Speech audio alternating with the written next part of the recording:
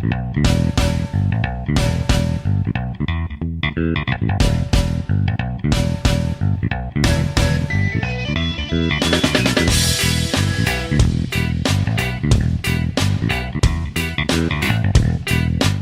hello and welcome everyone to the Story to Screen podcast. This is Fable J. Peregrine. Alongside me today is a man who needs no introduction, the Duke of Cambridge, Jedediah Livingstone. How are you today, Mr. Livingstone? Oh, I'm going pretty good. What about you? But for realsies, welcome to the Story to Screen podcast, where we review movies, all sorts, new and old. My name is Joshua Ling, and joining me today is... Trey Bowles. Alright, Trey, you haven't been on the podcast in a long time. Nah, it's been a while for sure. What's wrong with you? Oh, life and coffee. Are you sure it isn't Chris? Are you just afraid of him? 42. 42? 42, life, coffee, and 42. Oh, okay. That's the answer. The meaning of the universe? Or whatever And it is? life. Yeah, and yeah. everything. Yeah, that's right. Which hilariously was one of my lineman's jersey numbers in football, and we made fun of him for that forever. But yes, today we are Chrisless. Once again, Chris decided he needed a week off for various reasons, and so I'm recording. He's still going to edit because he's that kind of a guy. He works very hard on this podcast, and we love him for it, even though we like to make fun of him. Yes, and that's why we are totally taking over. This is now our podcast. This is mine. I'm actually going to be editing this. No, I'm not. I'm not going to be editing this. Okay, so today we will be reviewing Luther, but first let's go into... Do it? Well, we'll be reviewing Luther 2008. 2003. What? No, are you sure? Yeah, 2003. Amazon has it 2008. Joseph Fiennes? I don't know which one. The Google shall tell us. Luther 2008. Okay, that didn't come up. 2003, my friend. Well, what do you know? It's 2003. Who would have thunk? But tish. Fine. Alright, so let's go ahead and get into Luther.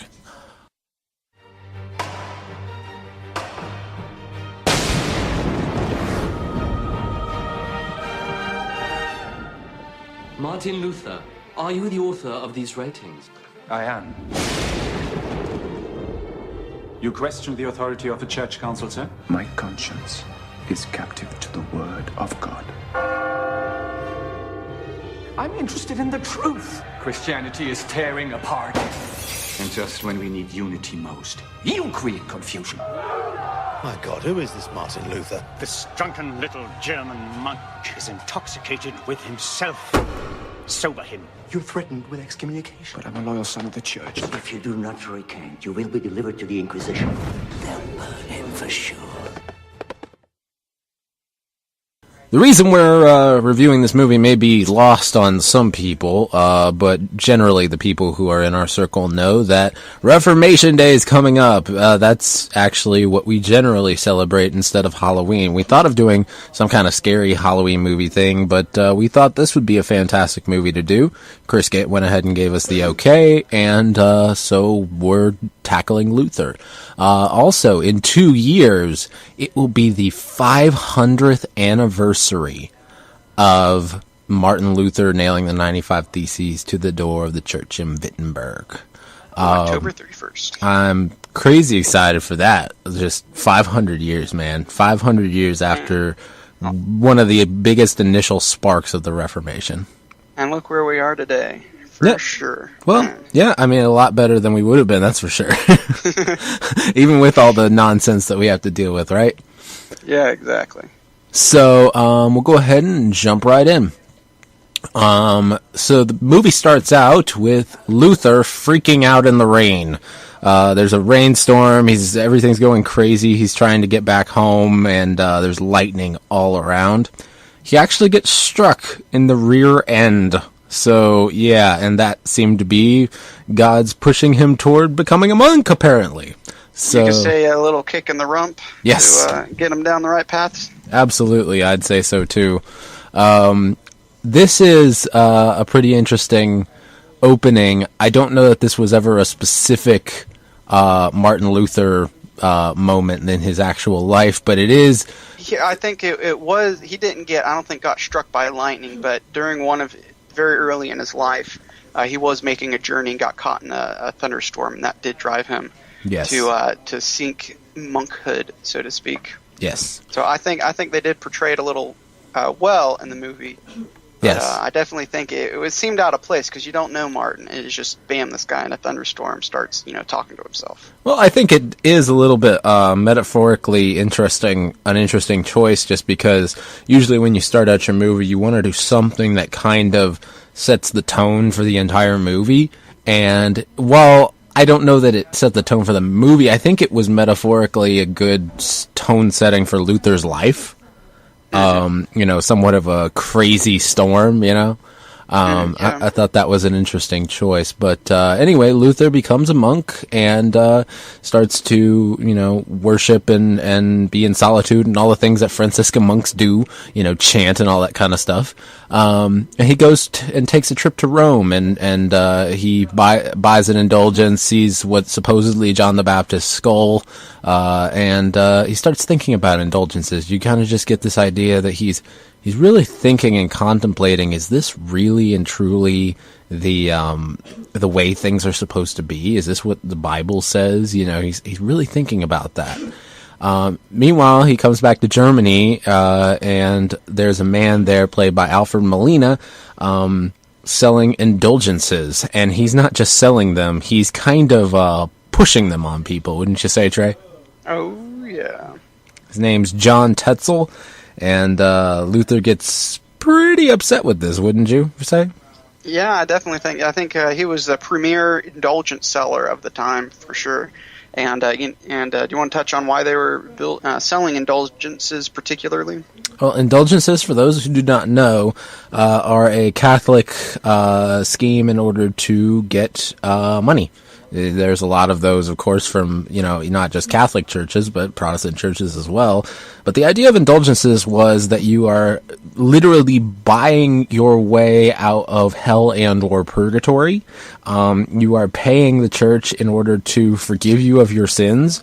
And the idea of it obviously stemmed from a lot of people who did not focus on learning the Bible, etc. They were just trying to continue to build the church and do all the things that they could to physically build the church.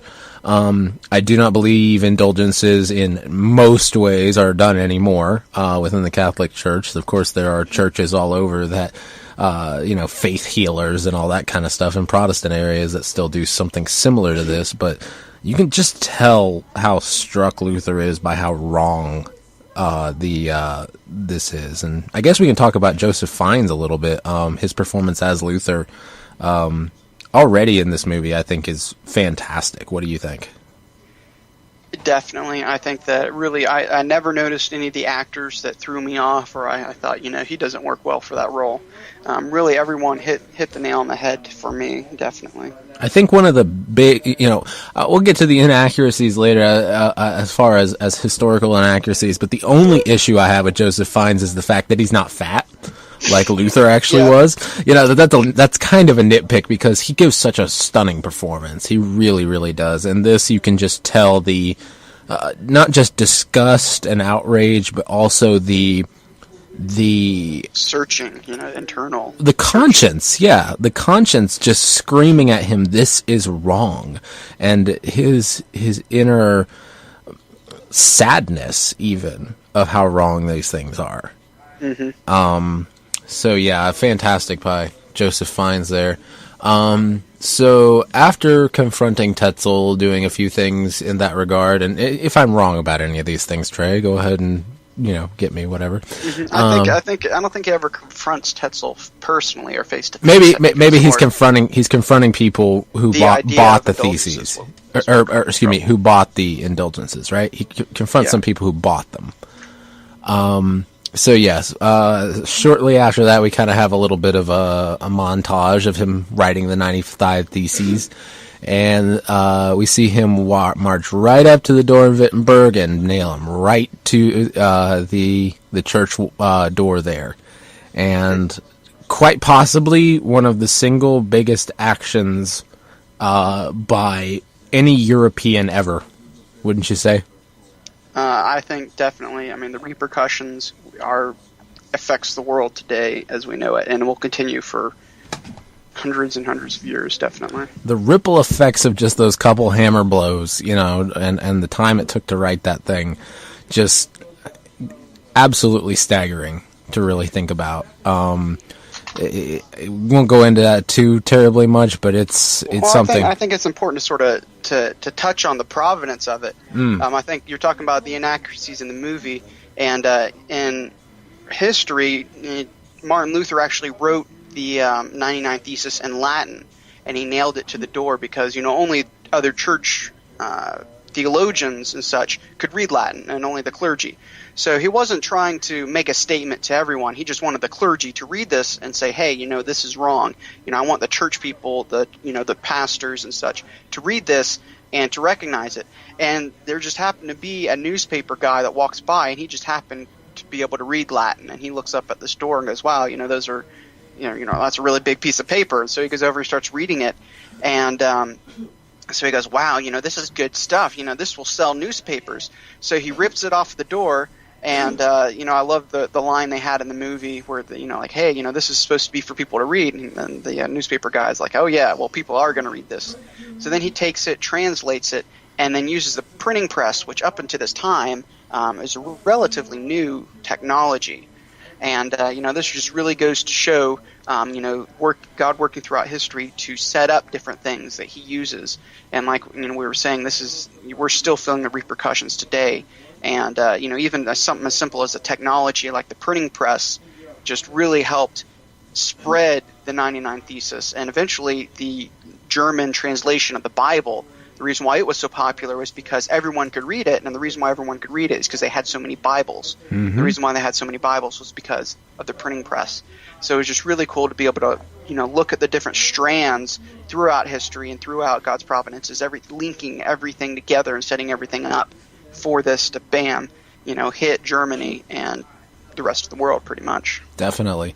One thing I'll touch on a little bit later, but I just wanted to bring up is the fact of piracy actually taking a huge role in the Reformation, quite honestly, both of pirating Bibles and pirating the 95 Theses right off the door like he did. But continuing on, after the initial outrage by people, after the word gets out with the 95 Theses, Frederick the Wise, played by Peter Ustinov, who is, of course, as always, fantastic. I believe this was one of his last roles before he passed away. But, of course, most people probably know him as the voice of Prince John from Disney's Robin Hood and, a few other roles here and there. Of course, some very classic older movies. Trey, you've been Peter Ustinov. You viewed him before, correct? Like, what movies have you seen or heard of him from? I'm not sure. I don't recognize his name, but of course I've seen Robin Hood, the Disney version, and I'm sure I've seen a lot of his movies and such. I just don't pay that much attention to actors. Sure. Yeah. So Frederick the Wise actually helps capture Luther and get him away from a lot of things. Get him set away so that the Church of Rome can't, excommunicate him, pull him, snatch him right up and burn him at the stake. Burn him at the stake, kangaroo trial as a heretic, all that kind of stuff. Instead, he protects him and gets him a hearing at the Diet of Worms. And Worms is one of the most hilarious and cool names for a place in the world, in my opinion. I just wanted to point that out. How would you like to live in a town that is essentially the German word for worms? It's just awesome. I don't know. Anyway, after or during the Diet of, or let's go to before the Diet of Worms, we see a little bit more of Luther's inner turmoil, and I think Joseph Fiennes and the camera work on this really do a fantastic job of showing just how conflicted he is as far as his own self-preservation and doing what is right. There's an amazing struggle, an amazing scene of him basically labeling his self-preservation and whatever external temptations he's dealing with, as the devil, and screaming at them out loud. And it is something that Martin Luther was known to do at times. Not all the time. He wasn't a crazy man, but he was a very passionate man and very, very intense in his faith and in a lot of other things. And so he was a person who would do that, who would express those things outwardly when they would get too intense. Mm-hmm.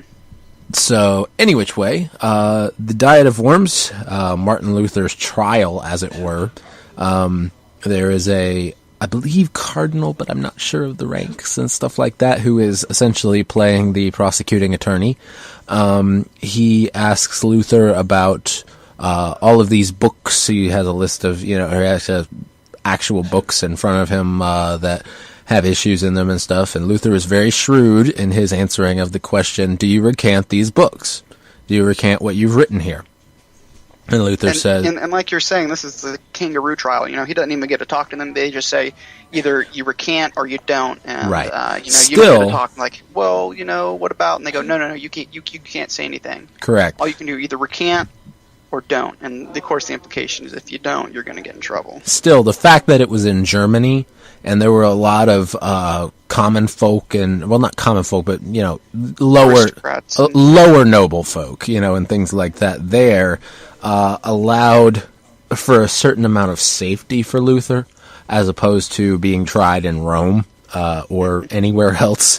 Frederick the Wise obviously had some very big sway in the area, and this was a kangaroo trial as far as the way that they were conducting it, but the location gave a certain amount of safety. So anyway, they ask if he recants of his books. Luther is very shrewd and says, I cannot recant all of these works because that would be to go against accepted truths, even by the Catholic Church. He states the certain works have been agreed upon by many Catholics. Other works he's been too harsh on. Other works he was absolutely right in pointing out the issues of the day, and the issues of the Pope, and the papal rule of the Church. And even I think he even said on one of them he hadn't spoke harshly enough.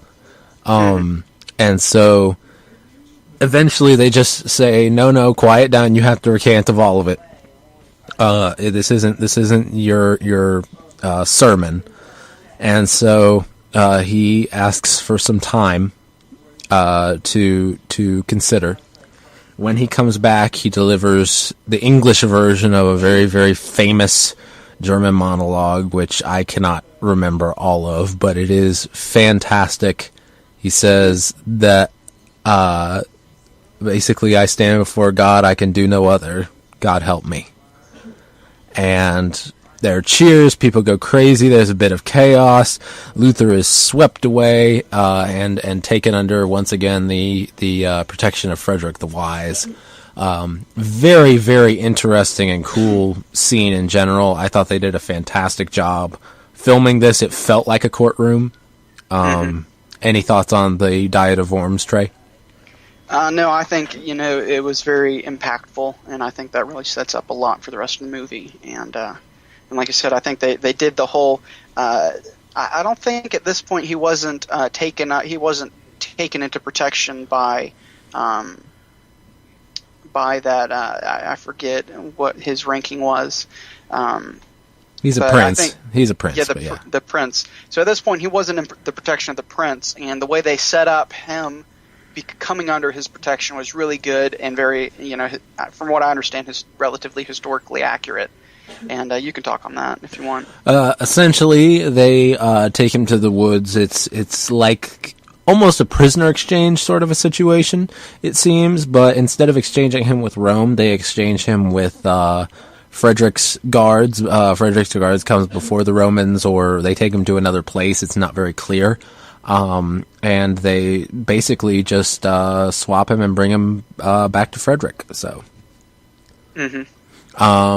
from there, Luther begins to, in hiding, translate the Bible into German, which is pretty much the most radical thing he could do at the moment. Oh my goodness, Oh my the word. Bible and the vulgar tongue. Wow, that is something the Roman Catholic Church, of course, at that time, they've, of course, changed their stance on the subject. At the time, that was anathema. You may not do that. The commoner may not have the Bible in their tongue, at least the New Testament. Mm-hmm. Definitely. So that was their stance, and Luther just, because of all that had done, he figured he had nothing left to lose, and so it was time to just stand up and do what he knew was right. And so worked on translating the Bible into German. Might as well point out one of the other inaccuracies of this movie at this point. They actually refer to a few passages in the Bible by book, chapter, verse. And the Bible was not just split up into book, chapter, verse at this point.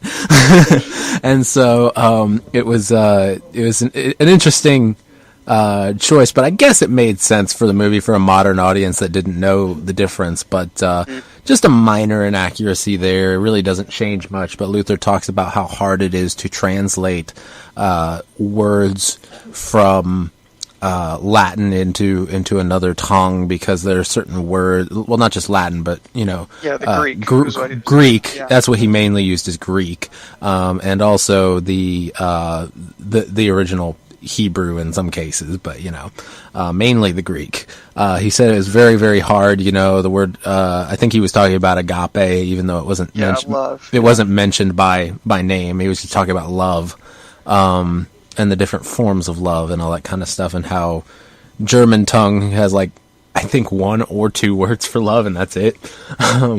And so it's very, very hard to translate, and so he was working on that. And we do have a similar problem in modern English. It's like the other day the pastor was talking about the word you.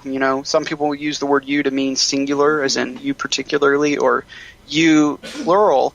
And of course, even in unofficially, the South, we say y'all to mean you all. Or in the North, they say yous guys, or yousins, or youans. And that's the plural form.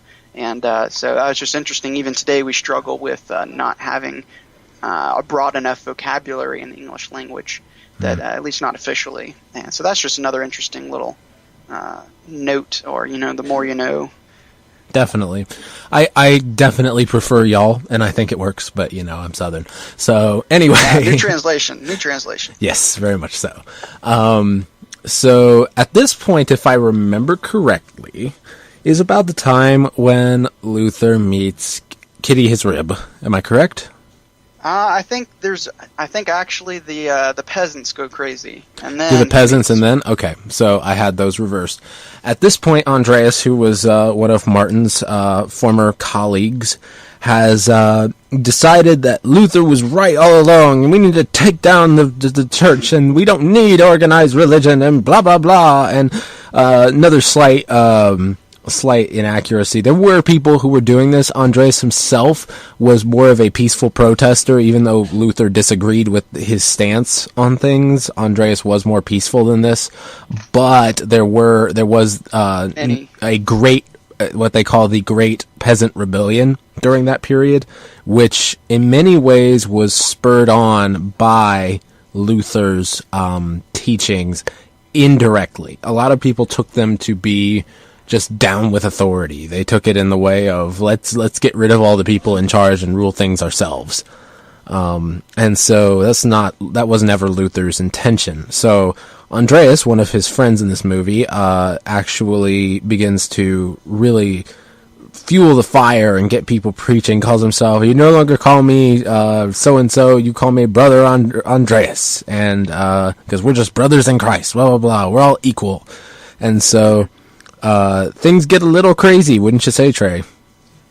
Definitely, and I think exactly what you're saying. There was a lot of oppression by the ruling class onto the poorer class, and there's a lot of people that weren't content with their lot in life, and there's a lot of people that just wanted some quick money, and hey, if we can just take the money from the church, because the church was very wealthy at the time, the Catholic Church. And so, of course, if you're going to raid a church, whoever gets the gold gets the gold. And so I think historically there's a lot of political strife, and like you were saying, indirectly, what Luther was preaching, people took it and ran with it. And so it's definitely an interesting time period to read biographies and such about. And so, yeah. Yeah, so we get some scenes where Luther has grown a beard, has moved into the area where most of this has happened. He's on horseback checking things out and sees dead bodies and fire and rubble and things piled up all around, and he just feels this pang of guilt, like, I did this. You know, it was... Yeah, he almost snaps at one point. Is a pretty good... I think that really exemplifies his reaction to everything, and I don't think they played out that it wasn't necessarily his fault. It was people misinterpreting what he was saying, but I guess they did pull that out in the movie. Yes. But I think it was very well filmed and a very striking scene. I don't think it was quite edited right, but you did get all this emotion from everyone. You understood the peasants and what they were thinking, and the ruling class, and you understood Luther, and it was just sort of this wow. You're just shocked as Luther was shocked, and it was very well done. Definitely. The next part, after Luther wanders into a church and is feeling the remorse for the church, he finds a group of nuns who have been on the run and have made their way to hear the teachings of Martin Luther. They have virtually renounced their vows and things of nunnery. Nunnery. Which, if it's not a word, should be a word, because it's just fun to say. And that's interesting that they didn't touch on it. They just sort of mentioned it. But these young ladies had to escape the nunnery. They had to hide themselves and smuggle themselves away from the Catholic Church, or else they would have been dragged back or burned at the stake as heretics or something. And so that's just something they didn't unfold, but they sort of mentioned it in passing. Definitely, yeah. So one of them in particular, Luther starts to take a liking towards, her name Katharina, which spawned the book Kitty My Rib, when he, of course, married her a little later, and it is an amazing love story. Katharina was a very, very strong woman who was submissive at the same time, and I think that's a very good example to a lot of ladies as far as a quote-unquote Proverbs 31 woman in action. Katharina von Boren became Katharina Luther, and she was Luther's wife, and his joy in a very bad situation with the peasant rebellion and all the other crazy things going on in his life.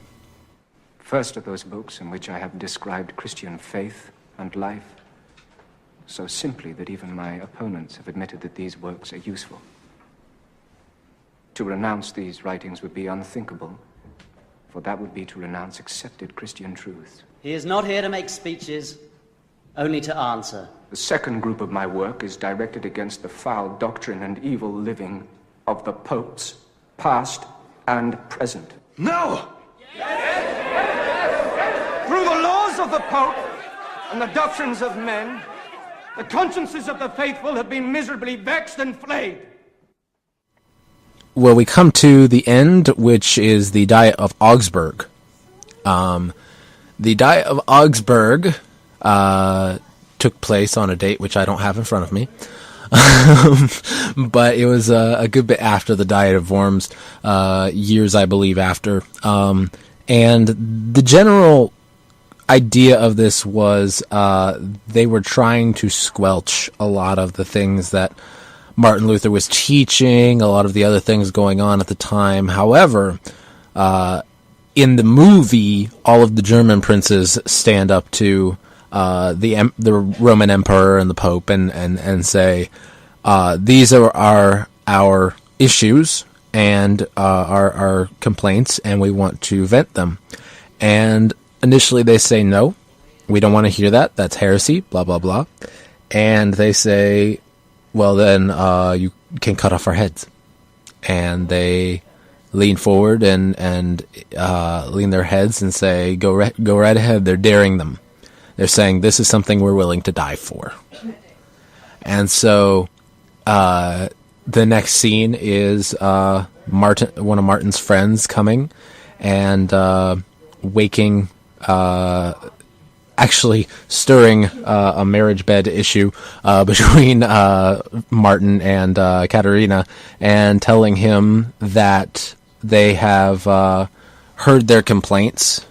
The scene where where Martin and his, I think in the movie they portray it as relatively new. They just gotten married, and then his friend comes in and says, hey, they're calling a diet. Okay, this was the announcement of the yeah, okay. And then so that's where it really shows in the movie where he still has a lot of things to deal with, and his new wife thing is, you sort of see the contention where she just wants to have a happy marriage. Yes. But everyone sort of, and the same thing with Luther, but everyone realizes, this Luther still has a lot of stuff to do.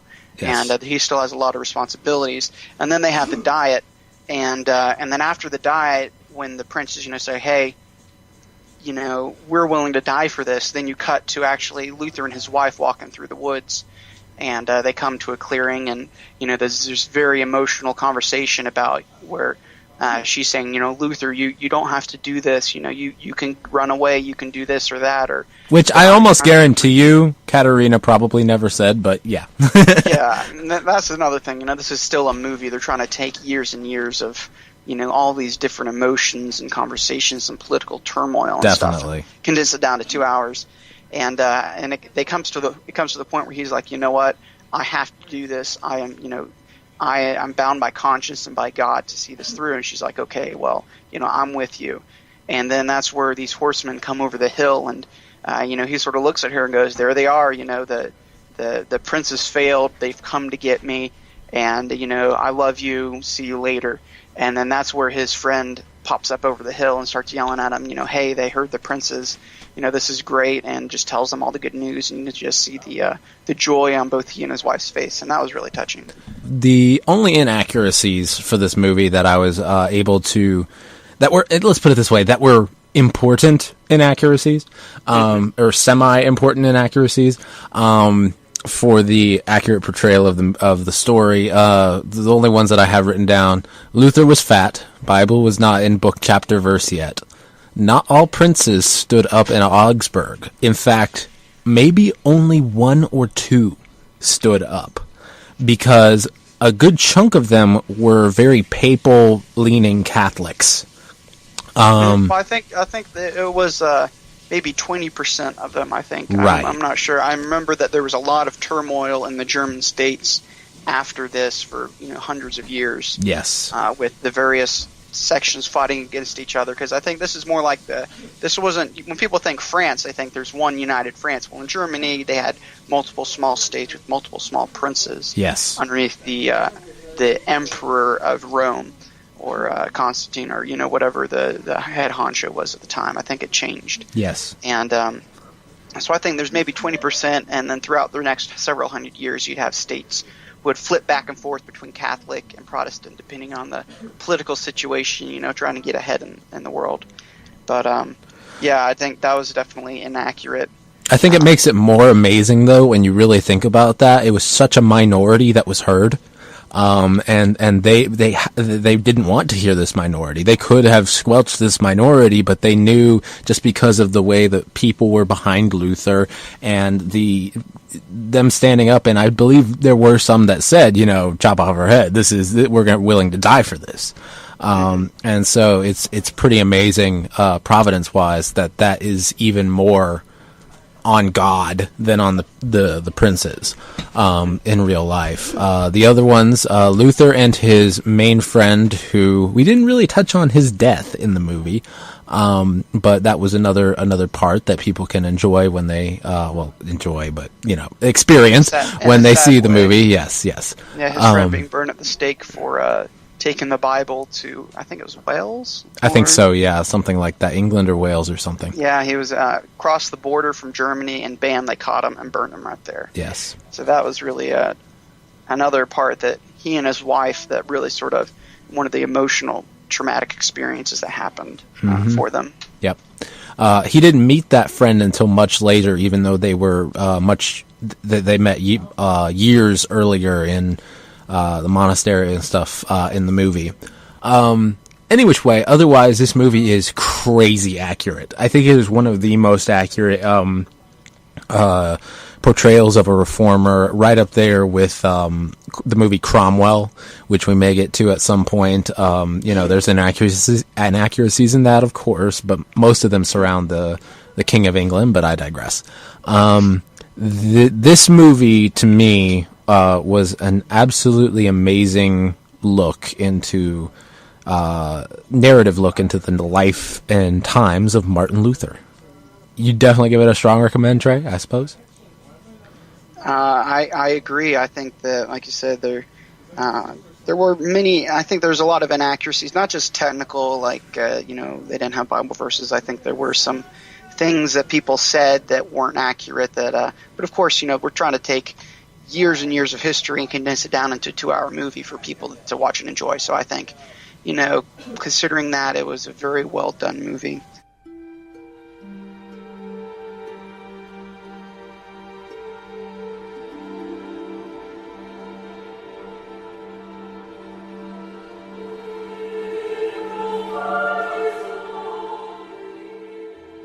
So we're going to go ahead and wrap things up here. That's going to do it for us on the Story to Screen podcast for this week. My name is Joshua Ling. I'm Trey Bowles. And go be an awesome reformer like Martin Luther.